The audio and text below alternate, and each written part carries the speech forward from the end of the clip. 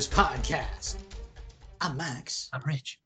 And on this podcast, we will be focusing on the Weird War Tales comic book series published by DC Comics from 1971 to 1983. On this episode in particular, we are taking a close look at Weird War Tales number 57. But first, my buddy Rich has a few things to say to you. If I reshared everything I post on the FB page here, the show would be twice as long.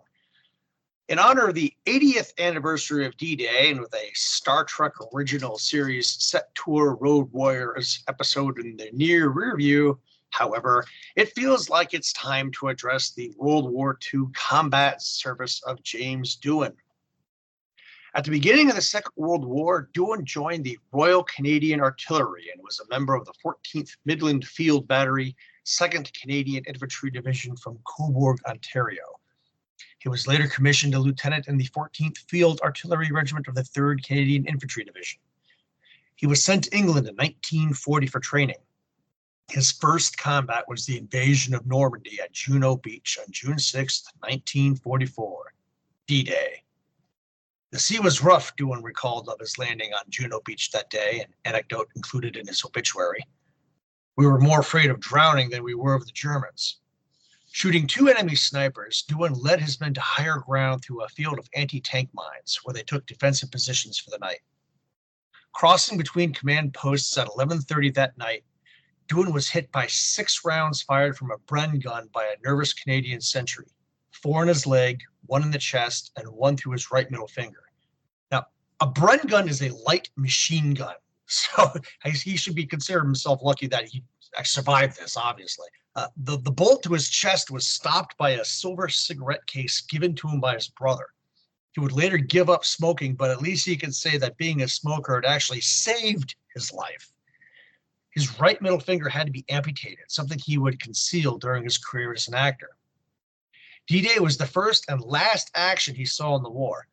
After recovering from his wounds, he became a pilot in the Canadian Air Force, but never saw action.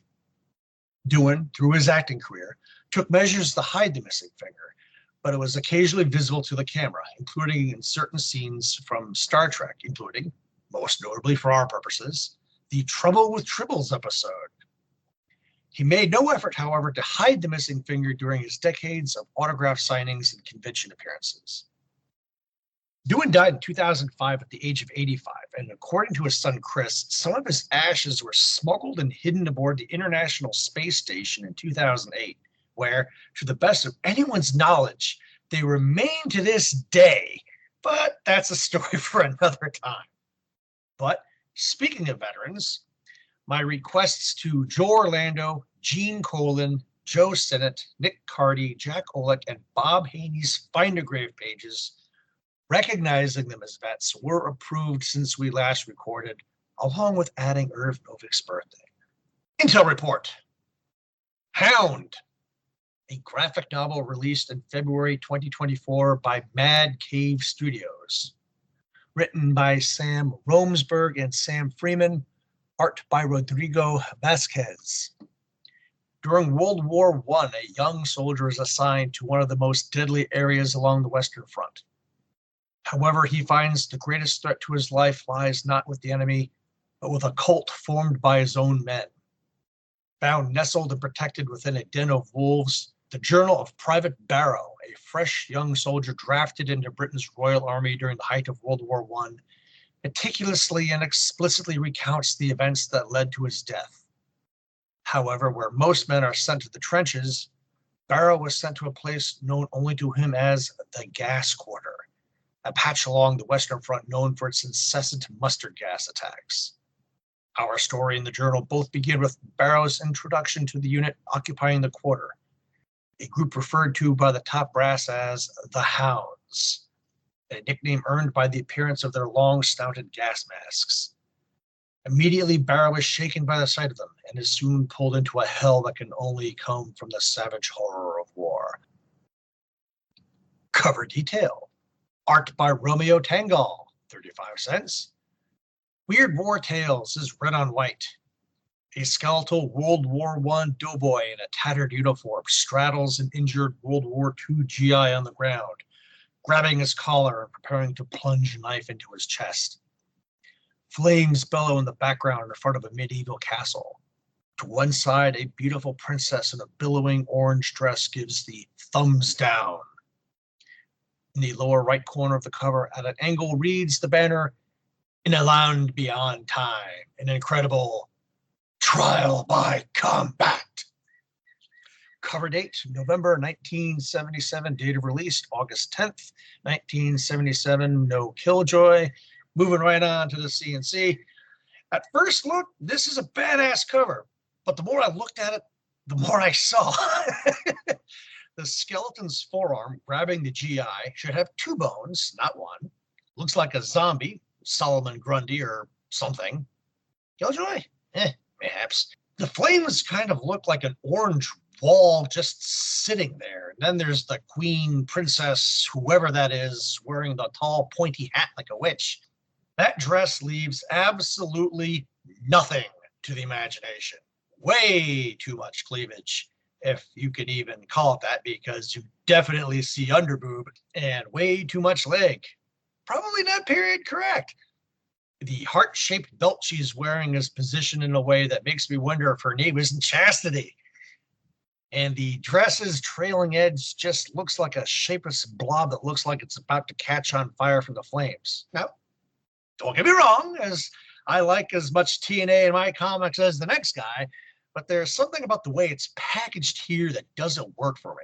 I argue the cover could have been better served without her on it at all, because other than the dead guy forearm flub, I really like the action in the foreground. I give it a reluctant and hesitant thumbs up. Wow. Negative Nancy. Isn't that usually my gig? I loved this cover at first glance, and I still love it after sitting through all of that. I think the seemingly disparate pieces of the Ren Fair-looking woman, the soldier, the skeletal-ish attacker, they juxtapose just well enough to make you tilt your head, even if you're just passing by. It gets you interested, right? As for the flame and the plume of smoke, I can concede it's a little static looking, but I think it balances the image perfectly. Where some cover artists in the past on this series have just left big blobs of empty space lying around. And as for period correctness of the lady's costume, I gotta ask, how many Comic-Cons you been to there, man? Also, ever watched a period drama on HBO like Game of Thrones? Yeah, I can't call foul on the tailoring here. I have one nitpick with the cover and one actual problem, though. The nitpick being the soldier's green togs blend in a little too well with the green turf he's lying on, for my taste. And the actual problem I have is that title blurb, while fun to read, just sucks. It looks like one of those godforsaken price stickers that crappy comic shop owners slap directly on the covers of their back issues. I gotta say, overall, the thought occurred to me as I'm looking at it. What charms me a lot about this cover has nothing to do with the work. It's how I imagine seeing it. And I don't know why my brain works this way. I imagine this as the cover of one of those old school metal lunchboxes we used to have that like didn't sell a lot of copies before some parent had it banned. Like just this random assortment of like stuff. It looks simply drawn enough where I feel like it would have worked as a graphic on an old metal lunchbox. And then one of the parents packing the sandwiches and stuff in there and put the zingers in would be like, what the heck is going on in this thing? So I don't know. It just charmed me. I like it. It's cool. So there we go. Let's see if the stories inside are as cool as I think the cover is, and that duty shall fall first to my esteemed co-host. But to answer your one question first, no, I did not watch Game of Thrones. I dodged that bullet like a mother. Nope. It was fun. Oh, I know, countless people swear by it, but there is the old, you get brought in, you get totally invested in character A. Character A gets killed. You get pissed off. You quit the show. You get brought back in. Get totally invested in character B. Character B gets killed. You get pissed off. Yeah, I mean it's George R.R. Martin. Where if you're not familiar with George R.R. Martin's writing ticks, Basically, his worldview seems to be the better a character is, the more they will suffer.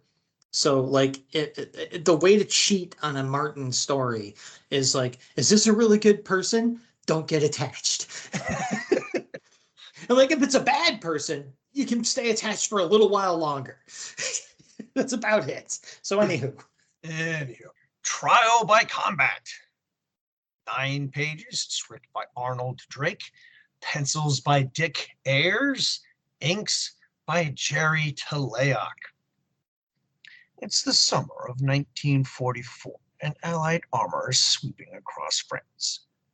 But Hitler's Tiger tanks still have some teeth in them.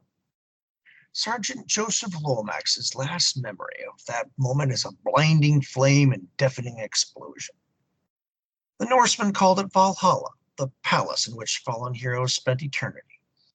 But any GI warrior would blow the dust from that legend with his laughter.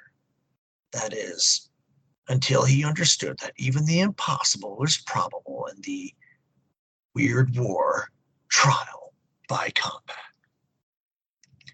The luck of 2 GIs in a fleeing half-track runs out in the form of a direct hit from an 88. The driver is killed, but medics are able to pull Lomax from the wreckage. Later, Lomax is dimly aware of a masked surgeon and nurse preparing to operate on him. Major Greenberg is the best brain surgeon available, and Nurse Espinosa bets him a bottle of bourbon that Lomax can't be saved. Greenberg wins the bet and later visits Lomax. As soon as you're up to it, you and I are going to kill this bottle together. But Lomax wants to return to his unit as soon as possible. Greenberg quickly nixes that idea. You'll take at least 60 days rest, soldier. Those are my orders. Lomax refuses to be laid up that long. As soon as his feet can walk, he's walking. 8 days later, the still bandaged sergeant escapes from the hospital and heads towards his unit's last known location, 60 miles to the northeast. Not wanting to get picked up by the MPs, Lomax is forced to go cross-country.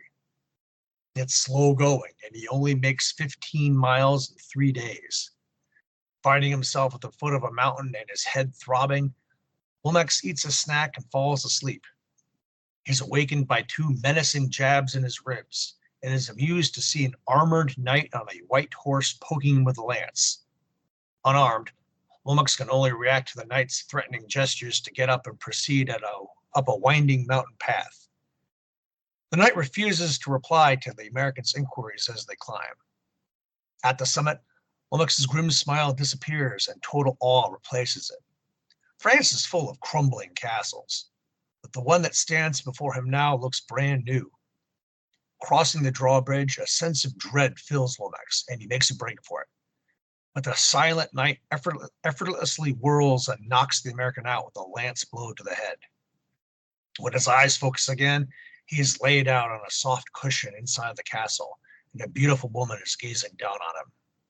I am Margaret, and you lie within the castle of eternal heroes. Rest now, and we shall talk at a private supper. At that supper later, Lomax has nothing but questions. The silent knight is Sir Dwayne of Thandor, a noble warrior who near met his death in the year 1247. Margaret is completely understanding of Lomax's disbelief and takes him on a tour of the castle. The things he sees make him weak. 2 ancient samurai warriors spar with bow staffs in the courtyard. Francois Lecomte de Merville, the greatest musketeer of Louis XIV, engages in swords play with 2 other men. 2 Native Americans fight with knives. It was the power that Margaret had to take the bravest men at the ultimate moment before death and bring them here forever. It's a lot for Lomax to process, but he comes to the realization that he doesn't belong here. These others earned their way. I just stumbled in here. Let me prove myself in a fight to the death with one of them. Why should I break my pledge of immortality, she asks. Because you're fascinated with violence and death. That's why you do this, collecting men who gambled their own lives over and over. I'm offering you the ultimate combat. Margaret considers the offer for a moment, then agrees. Choose your opponent, Sergeant, but think well. Lomax already has. He can't handle the ancient weapons that fill the castle grounds, but he'd done his time in bayonet practice. One of the Eternal Warriors is a World War I doughboy. He's the one. An unloaded rifle with a fixed bayonet is brought to Lomax. Trumpets blare from the castle ramparts as the match begins. The doughboy tosses his helmet aside as he approaches. Bessie Bayonet and me sent 11 Heinies to their maker at the Argonne, so we've been ready for years. There's something familiar about him to Lomax. The picture on his mother's bedroom wall. It's his father. Lomax's numbed brain finally stumbles awake in time for him to barely sidestep his father's charge. He can't fight his own father, even if he'd never met him. He drops his rifle and addresses the doughboy. All right, come on. I won't stop you. Only, for the love of God, hurry it up. The doughboy doesn't want to throw away an easy victory and moves in for the kill. But he suddenly cries out and falls to the ground, Sir Dwayne's lance embedded in his back. Lomax is shocked as Margaret explains. I signaled for his death. It was your gesture when you opened your breast to his blade. I have never seen nothing nobler. I knew then that you were the one I had waited for these 10 centuries. Champion of champions, born to rule with me eternally. Lomax's head is spinning and he can't think straight, but at the touch and smell of Margaret, all questions fled his troubled mind. He could spend eternity here. But as he looks into the dark wells of her eyes, he sees white skulls on her pupils and realizes the truth. Oh no, you are death!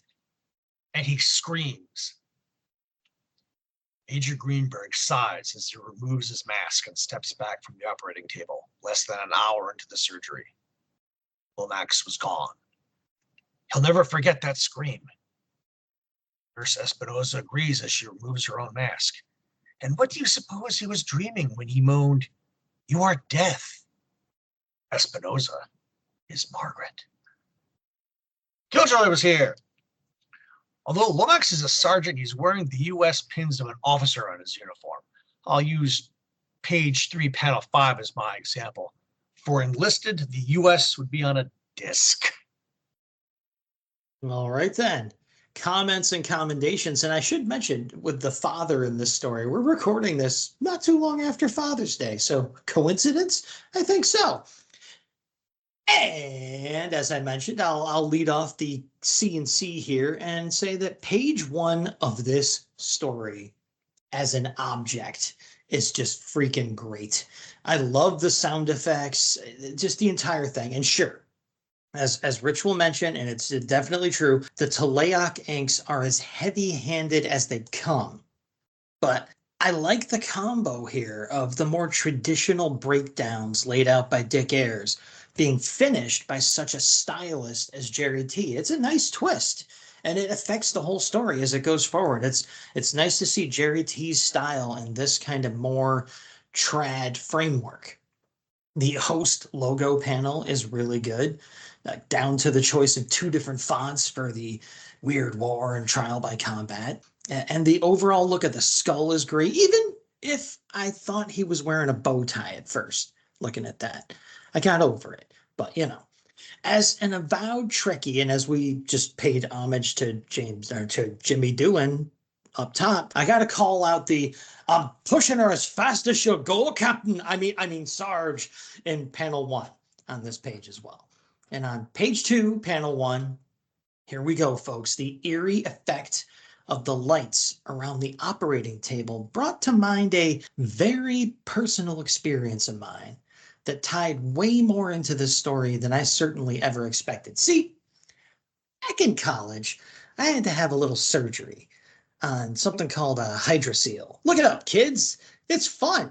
And as I was going under the anesthesia with the people, and it's like half ring around me, and the anesthesia was hitting me, I was just like, wow.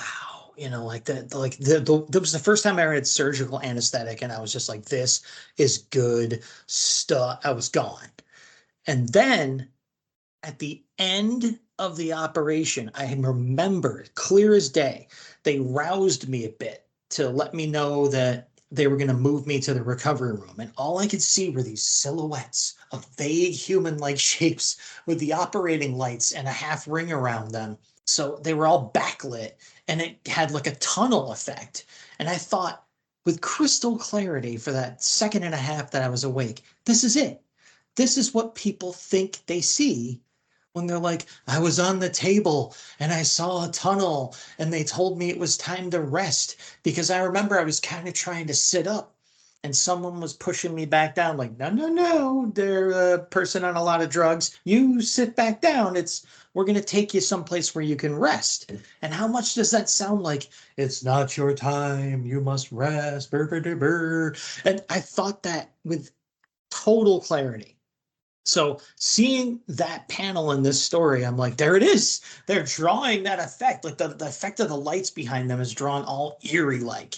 And again, like I said, ties in a little strongly later on in the story. So jumping back out of my operating room and into this one, I'll say, in panel 2, is someone in the OR wagering whiskey against someone else's cocaine? I mean, it is the 70s. Like, I don't see anyone actually saying, I'll bet you a bottle of Coke. It just comes out of nowhere, the Coke reference. So I'm like, well, the comic was printed in the 70s. So this is a cocaine reference. That's that. And page 3 gives us it's a perfect example if you want to see what I'm talking about these more traditional layouts and page designs by Ayers, with Teleox, basically redrawing inside those panels, even if the storytelling in the final panel on the page is a bit awkward. I mean, if you need the caption to understand the chain of events, you done messed up, folks. That's the one where the knight is poking Lomax in the ribs, and he's waking up but he's behind him. The lance sort of disappears behind Lomax's shirt, and he's sort of looking over his shoulder. You need that caption to understand what's going on. But anyway, great page layout wise for my purposes here. We move on to page 4, and that is just beautifully executed all around. Plus, I hereby nominate panel 3 on page 7 for a Comics Out of Context Award. So that is the floating panel of, the mystical Margaret's head. And all it says is, the only sound now is the whistle of a mild wind across that plateau, with an utterly blank expression on her face. Now, the reason I say Comics Out of Context Award is when I was on Twitter, that was one of my favorite accounts. It just shared random panels completely out of context. And, it was like Garfield without Garfield, except funnier, because I actually can't stand that Garfield without Garfield crap. Like, haha, I get it. You don't think Garfield's funny. You're so cool. But this belongs in that accounts rotation. That panel just snapped right out at me for that. Back at the writing ranch, I got to say, Lomax's offer to Margaret makes no internal sense whatsoever. But in light of how the story ends, I can let it slide. It makes dream logic wise, it's fine. So that works. I really like the twist with the dad being his opponent. That kind of surprised me, really. And the revelation at the end about Margaret, again, like I said, this only made the connection to my own operating table experience even stronger, because he was taking a real person and making them into this mythological thing in his drug-clouded mind, or, his verge of death hallucination or whatsoever. So this story hit me pretty well. And, maybe for extracurricular reasons, but there you have it. Jerry Team must be one of those inkers that takes another artist's pencils and makes the work his own. I would never have known Dick Ayers was in here if the credits didn't say so. It's the cover story with the usual, not quite accurate representation. Jerry had been drawing the Unknown Soldier for a couple of years over in Star Spangled War Stories at this point, so he has that whole head bandage thing on lock, like page 5, panel 2. I like the snarkiness on the aforementioned page 3, panel 5 towards the night, and the prepare for combat scene on page 7, panel 5. One positive writing call out calls for a negative one, though. Lomax's dad calls him boy, literally every other panel on page 8. I'm willing to bet that the two Lomaxes are very close to the same age in this tale. And I guess if Margaret really is death, will he be by her side for eternity anyway? Maybe I'm missing something. This one was okay overall, but probably drifting towards the bottom half of the pile. Speaking of the bottom half of the pile, I've got the skinny on the second story in our issue here. It is called The Madhouse Bomb. It's 8 pages long. Script is by Arnold Drake for the 4th consecutive story, and art is by our good buddy and stalwart member of the staff here at Weird War Tales, Bill Drought. Synopsis starts off with a little narration from our friend Death, which I call out my CNC, so I'm glad I get to read this right here. You have the title, The Madhouse Bomb, and Death says, "The time is 1/2 tomorrow. The occupation, as usual, war. The objective, as always, to save the world. But who will save us from the world's savers?" And we open with, I thought it was Haurian, but I guess it doesn't matter. New Reign, Haurain III, Emperor of Neo-Washington and protector of the Holy Western Zone. He's receiving the reports from the battlefronts. Braziltina has surrendered, but New London, that's spelled with an NU, by the way, people, just, for your post-apocalyptic, cool spelling differences track record, New London continued to defy them.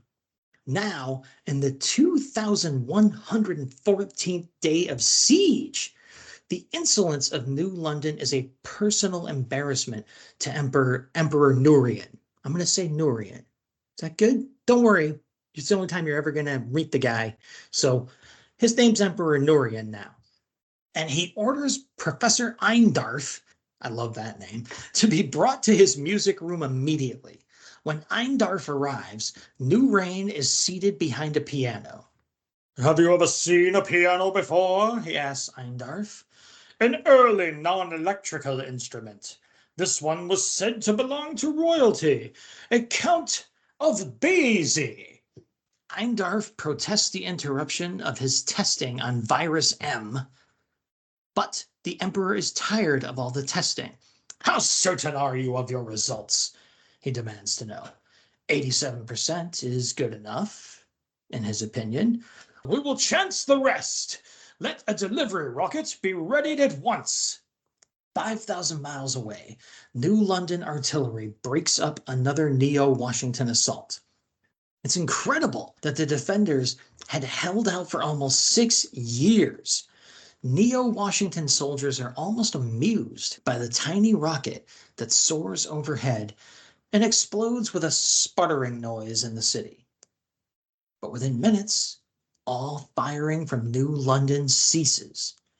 There's only one way to find out what happened. The 113th Infantry mounts up and enters the city.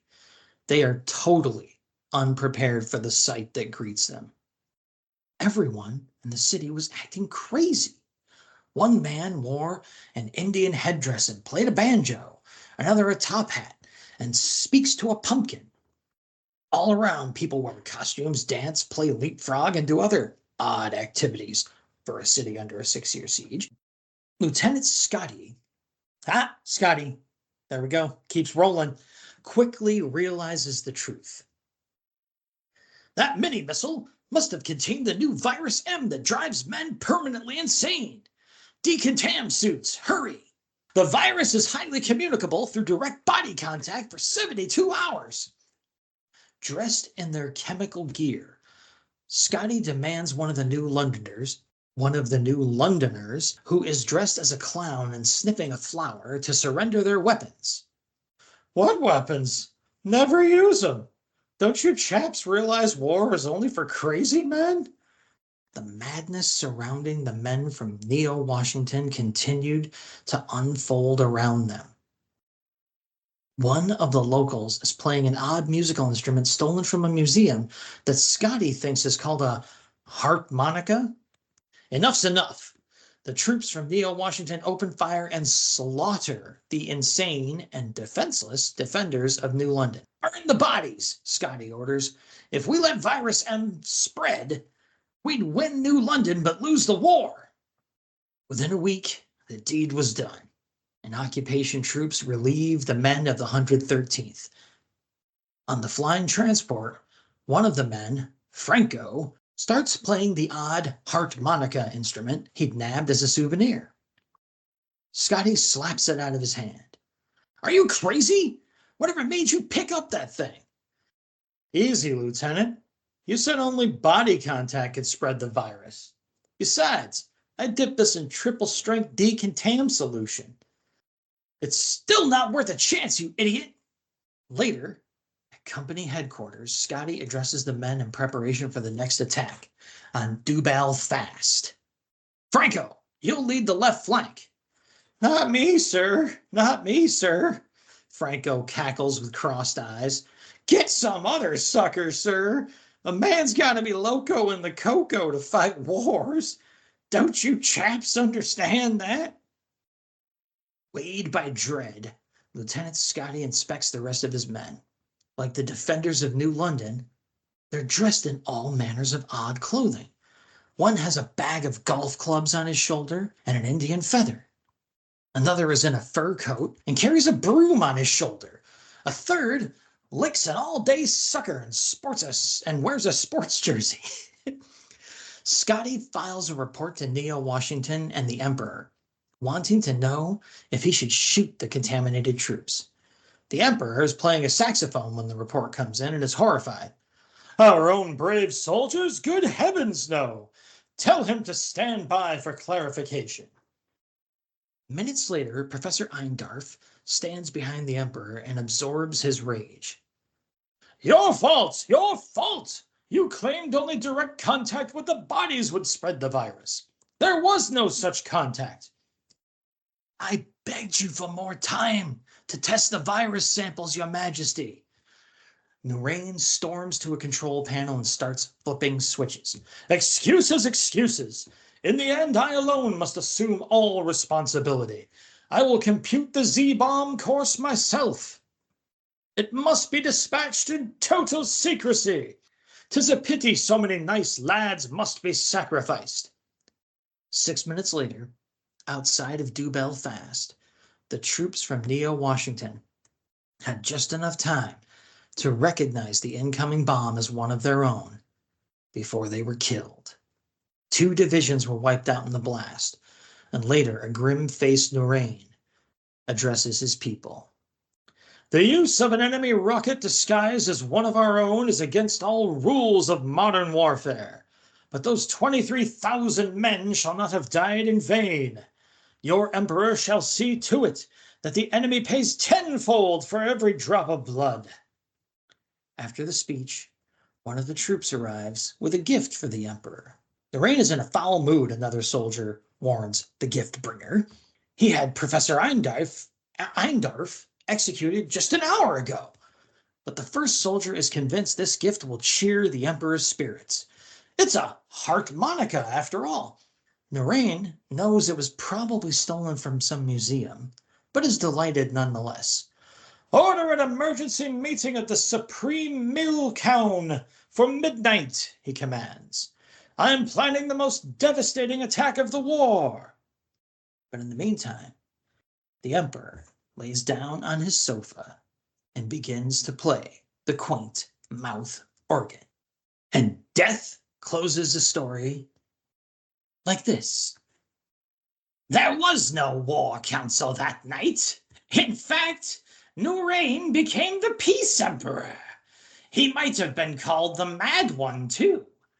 Except that the whole world was in the same condition by then. There's no killjoy, and I'm going to give you all and my voice a rest and let Rich lead off the CNC.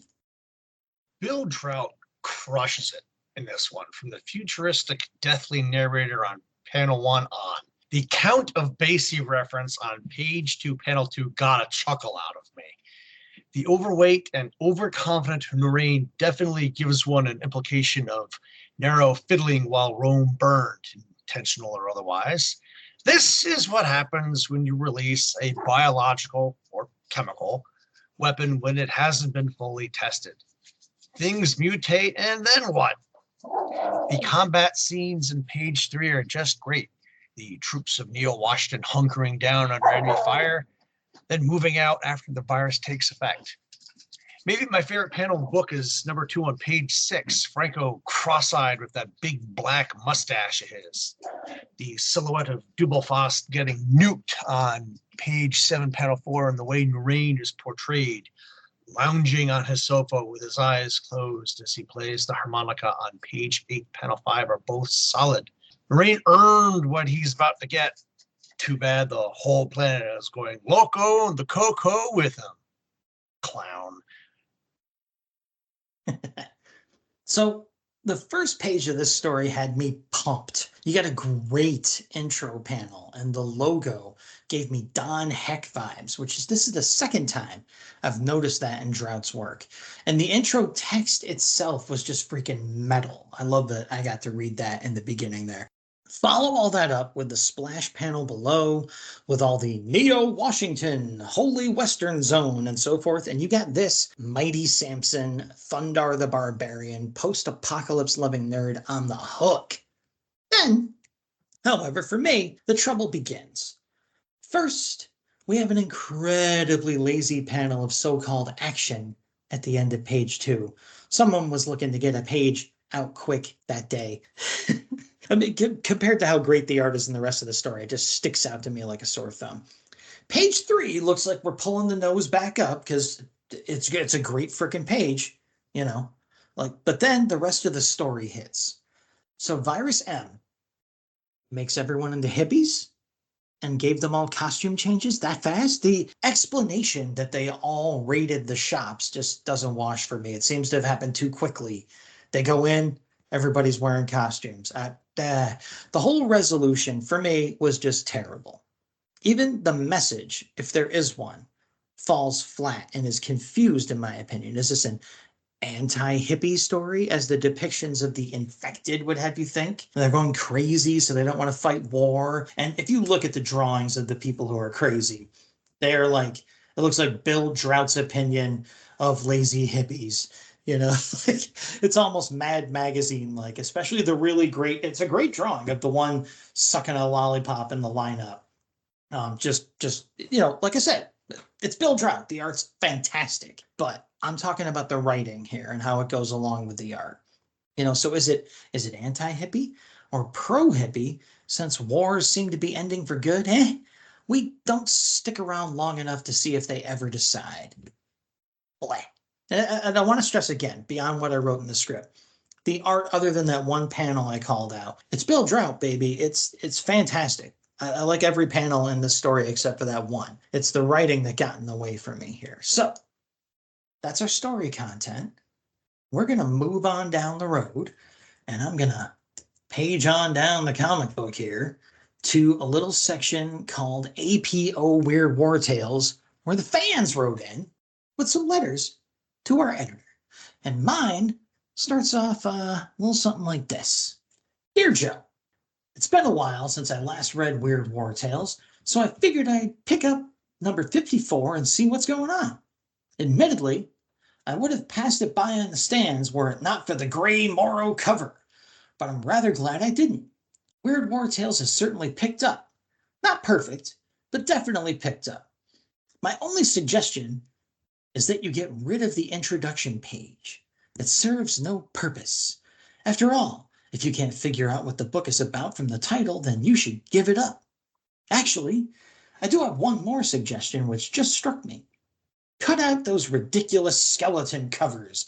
It seems every issue of WWT I ever looked at had some skeleton in uniform zapping somebody else. It gets tiresome after a while, not to mention confusing. If the covers all have skeletons on the cover, some readers might think they've already read the new issue. Aside from that, WWT has turned out to be quite an interesting comic. Instead of man against man in war, we get to see man against the supernatural, an infinitely more exciting and broader subject. Besides, man against the supernatural is fantasy, and unlike conventional war comics, doesn't falsely glorify the act of war. Joe, I do believe you've got yet another regular reader for Weird War Tales. Me, Matt Lieberman, 306B Calhoun Hall. What is that? Is that supposed to be Cincinnati? Is that short for Cincinnati? Cincy, Ohio? 45221.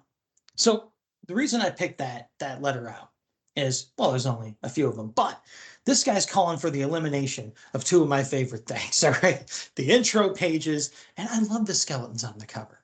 You think people can pick up the theme of the book just from the title alone? Have you met other people, all right? That, first of all, there goes that out the window.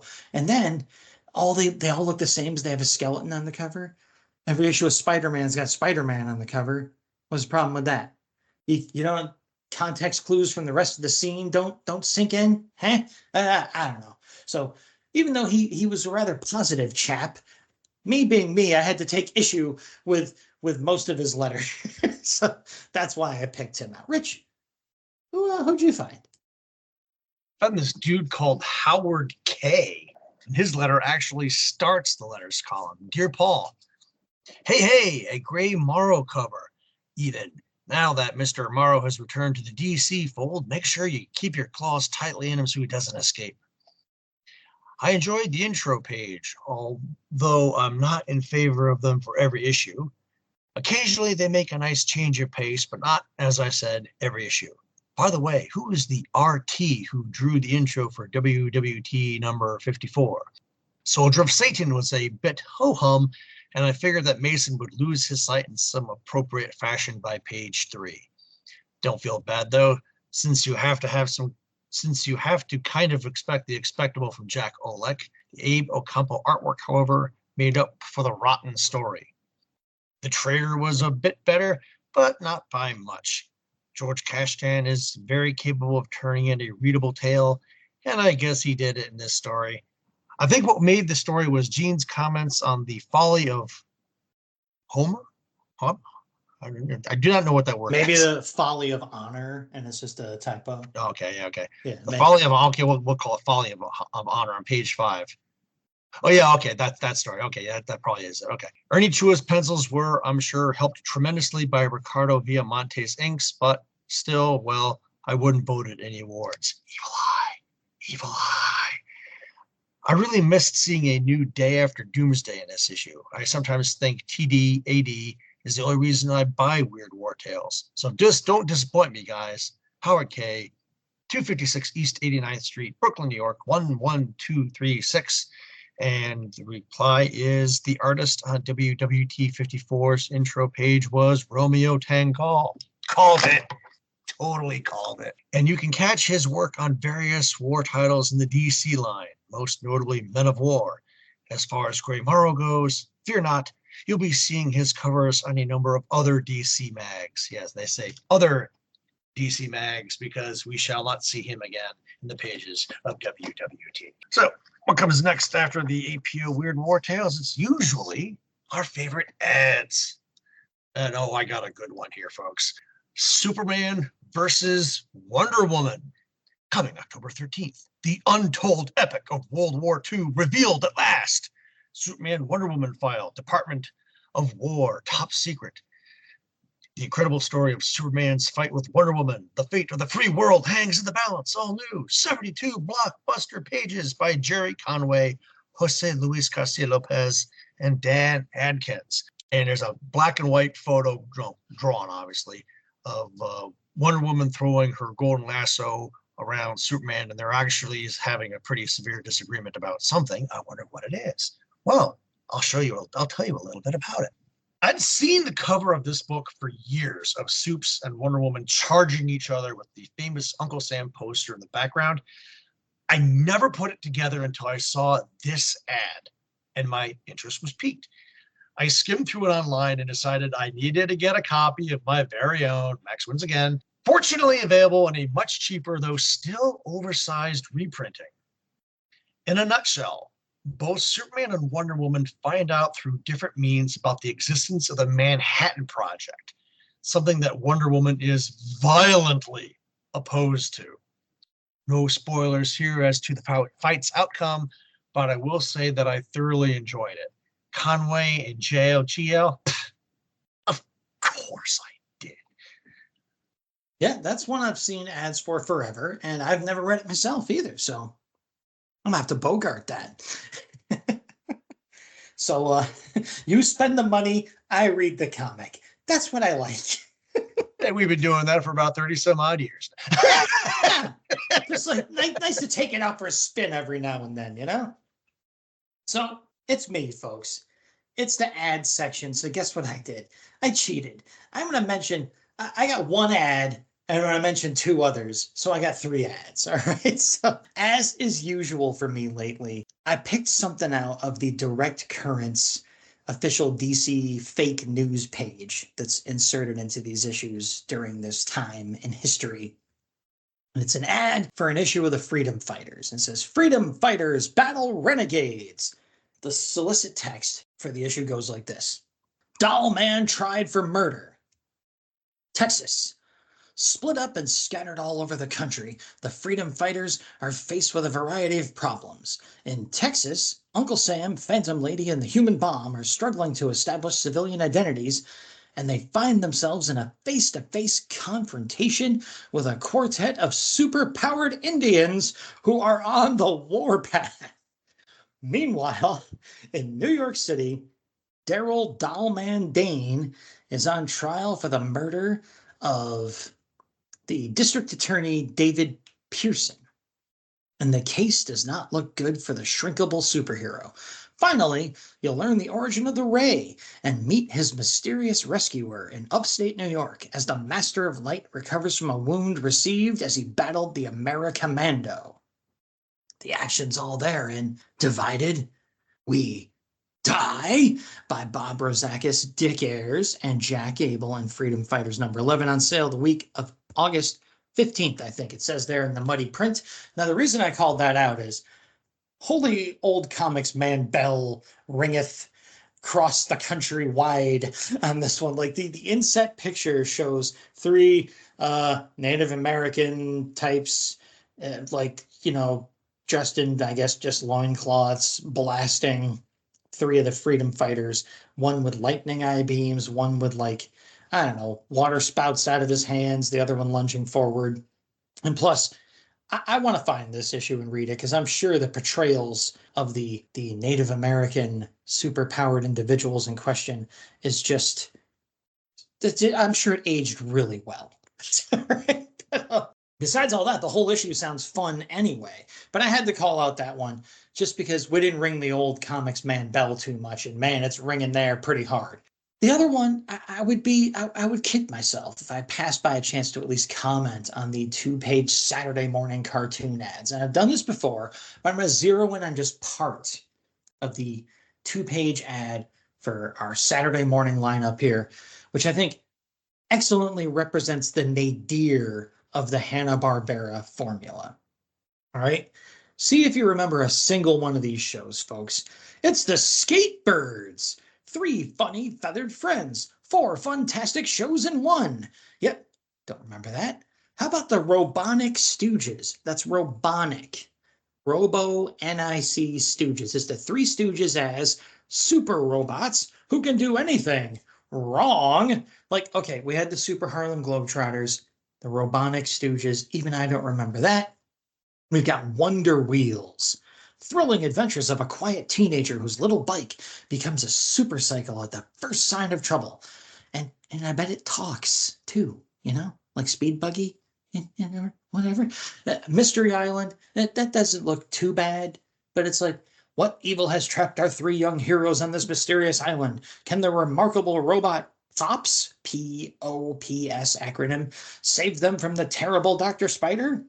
I mean, probably not. I never heard of them, so I guess they're all dead. And then Woofer and Whimper, the hilarious antics of those 2 canine detectives with a bone to pick with crooks. Get it? All right. And then that one was pretty bad, and no one remembers Woofer or Whimper. But we want to talk about bad puns. My real spotlighted ad, people, is a doozy. It's a full pager advertising that beloved brand from all of our childhoods, AAU shoes. That's right. The shoes you've also never heard of. With an ad so terrible, I just had to pick it. It's a full page comic book style ad. And you've got in panel one, the total fashion disaster, even for a supervillain, is standing on the ledge of a building, pointing his shoe downward and firing something out of the front of it. And he says, I have enough tow main poison in my missiles to destroy the world, and I'll get a real boot out of defeating, DE-FEETING. If I have to see it, you have to hear me spell it. Defeating the AAU Shuperstar. SHU. Her star, people. Panel 2 brings our hero swooping down in, blonde guy, blue Union suit with a yellow collar with the 70s lapels flapping in the wind, blonde hair, Captain Generic, swooshing in from the upper left of the panel with his corporate logo stamped on his chest of his uniform. And he says, I'll stomp out the evil. I'll stomp out the evil in the heart and soul, SOLE, of mistletoe. I'll use my AAU shoes to destroy toe main poison. That's a pun I'm not getting, but they keep using it. The world will not die at the hands or toe of this arch villain. Panel 3.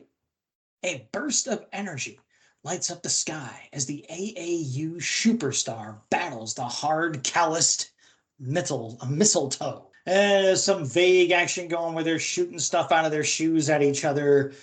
Really, it's just all got to be sneaker based here, people. It's all the shoes firing rays at each other. But then finally, in panel 4, the Shuperstar jumps across the panel and just Bruce Lee flying dragon kicks mistletoe.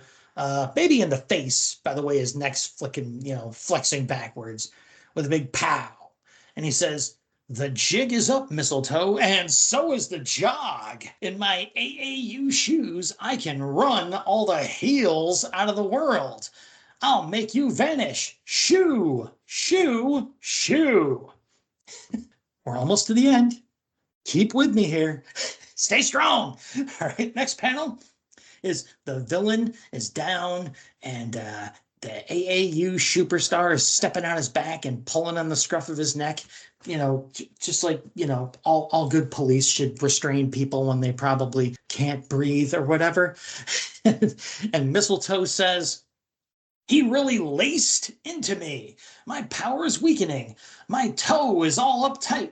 My missiles are missing. Oh, I'm disappearing step by step, vanishing into thin air. And our hero says, kiss my foot, mistletoe. You'll never poison the good souls, SOLES, on this earth again. And then out of nowhere, 2 little kids show up in the final panel and say, congratulations, AAU Shuperstar. You and your AAU shoes have saved the world. To which our hero says nothing and just looks at him and smiles.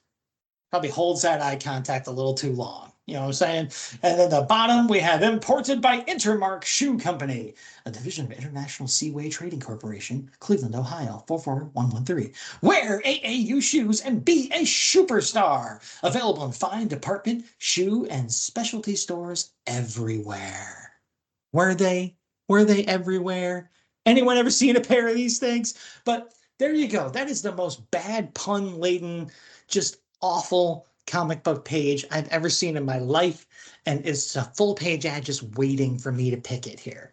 So excuse me for kind of going up for triples at the buffet line, but I could not leave this one behind. So to give you all a little break, I'll let Rich lead us off in the last little section of the show here that we like to call, speaking of last, got any last words? Well, before I get into the last words, I will say that if not for the Superman Wonder Woman ad, ooh, this one was talking to me. But I couldn't not take the Superman and Wonder Woman ad. I just couldn't. And besides, you just enjoyed that entirely too much, and you probably did a much better job of absolutely eviscerating this than I would Dude, have. I was so glad to see you hadn't chosen it. And if you had picked it, I would have complained and whined until you let me at least co-narrate the comic strip on that one. Because, dude, that was written for me. But while you were reading it, I did actually look up ptomaine poison, and it's spelled Ptomaine, ptomaine poisoning. It's essentially food poisoning, So I guess there apparently is some manner of food poisoning, but what that has to do with footwear, whatever. Man, they didn't even have Google back then. Someone had to be familiar with that or actually go to the library and like, I need as many foot-related words as you got. Like words that could be foot-related words. You got a book of foot puns? So, all right. Last words. Yeah, D&D Get the Win for Madhouse Bomb. Not that Trial by Combat was bad, but it definitely had better art and a better story. Good letters page and lots of worthy ads. I might argue the cover was the weakest link overall. Top half of the stack, surely. I agree on that last part, but I got to flip the script on this side story-wise, as you've all figured out by now. Trial by Combat pulls through on the operating table, and Madhouse Bomb blows off its own foot in the end. Still a fun issue overall. The art in the second tale was pretty great, I gotta say. Bill Drought rises continually in my estimation as we take our journey here. This is still a Shuperstar issue in my eyes.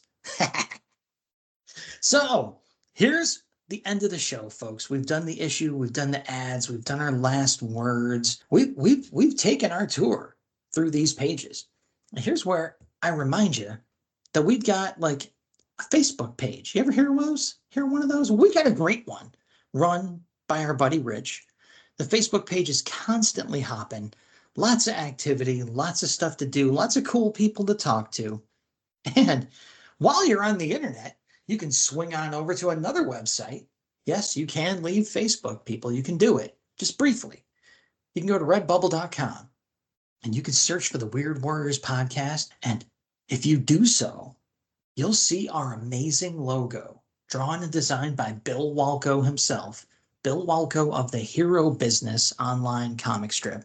You could put that awesome logo on any piece of merch that they sell over on redbubble.com. Who manufactures all that stuff? Don't ask questions, all right? Just get the cool logo and put it on the thing.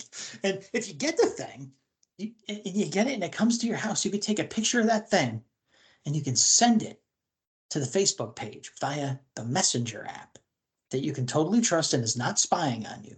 You can send that picture to our Facebook page and Rich will give you one of the few I say, not knowing if that's true at all, Sam stars that we have left available. And I won't make him explain that all again, but you want it.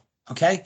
So, hey, that's the scuttlebutt, people. That's it. That's the wrap on the show.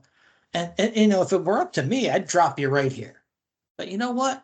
We got Rich, and Rich is a nice guy, and he wants to give you a little something at the end because, like I said, he's a nicer person than me. So here's Rich with a teaser for the next episode. Yeah, but it's a pretty low bar, let's just be honest. Weird War Tales number 36 was the last time we had a giant-sized special on the show, which was about a year and a half ago. That is entirely too long.